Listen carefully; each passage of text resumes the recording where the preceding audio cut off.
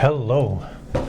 Today I thought we'd talk about the requirements to becoming a senior or intermediate developer and how to go about doing it.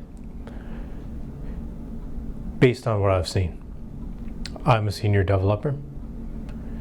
And the first note I want to make is that the requirements to become a senior or intermediate developer tends to differ from company to company and department to department. In some companies, you don't need to have a computer-related degree. Rather, you could have self-learned the technology and become proficient at it. Your change in title would be at the discretion of your managers or companies. There are pros and cons to this, which we'll discuss in another video. But as a side note, I want to remind you that the original Windows or Mac operating systems, or even the internet, was not coded by software engineers or computer science majors. These things did not exist at that time in the past. Today, however, what I'm seeing is that they tend to be the majority of hires at companies like Google, Microsoft, or other predominantly software companies. So why the change? Because they feel that they can better learn software technologies and be adept at quickly programming out in them. Of course, you have to have good grades, but that's a side note.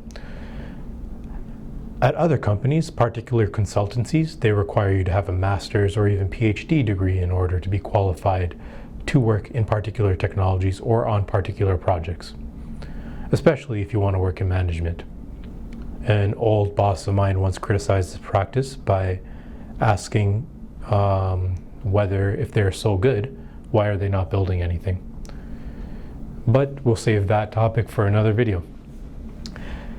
In reality, based on what I've seen, the actual requirements to graduating to being a higher level developer changes from company to company, as I said before. This is because the standards often differ from company to company or even department to department, as well as the technology sets used. The public internet era, the internet only became publicly available to the general population in 1992, I think. Is relatively new and is really only around 30 years old, even though the internet predates that. Thus, there's a lack of standardization in the libraries as well as the technologies used to accomplish the same tasks at different companies, especially for high traffic websites. You'll notice that different companies that have implemented solutions do it in different ways. A role with the name of software developer, data scientist, or database developer may not have the same set of duties at that same role at another company. So the title means very little because a software developer at one company could be doing more than just software development of a particular product. They could be working on the database end, or they could be developing applications, or they could just be working on web applications. The same with the data scientist. They could be doing a host of other tasks, even testing in there. Or database developer might even be doing web development on the side. Yet when it comes to job recruitment, people often look for you having the same title rather than before hiring you for a role. They'll look for that specific name string, which I've always found kind of weird. And the same thing applies for the requirements in order to go to a higher level of software development. So at one company it might differ. Let me give you a few scenarios that I've seen and heard of from my friends. Because I come from a computer background, I did that in university, so we all went on different paths. So based on feedback and things I've heard, as well as I've worked at different companies. So I've seen a lot of different company cultures because I like to do contract work. Let me give you a few scenarios I've seen and heard of from my friends. Let's look at one company. The requirements to become a developer was, at this particular company, working in QA previously, and then you'd get transferred to a role. I've seen it. That was one stream into becoming a developer, and then you'd level up from there. So you'd have to become proficient at testing the software before they would even let you become a developer, unless there was another path in that particular company, but that was it. I've seen it. At another company, the requirements to become a senior developer or intermediate developer would have been working in that same role for a particular amount of time as a junior developer, and after you meet the year quota or time quota, they'll automatically level you up. At another company, the requirements to becoming a senior developer could be based on nepotism or how much support you have from other people.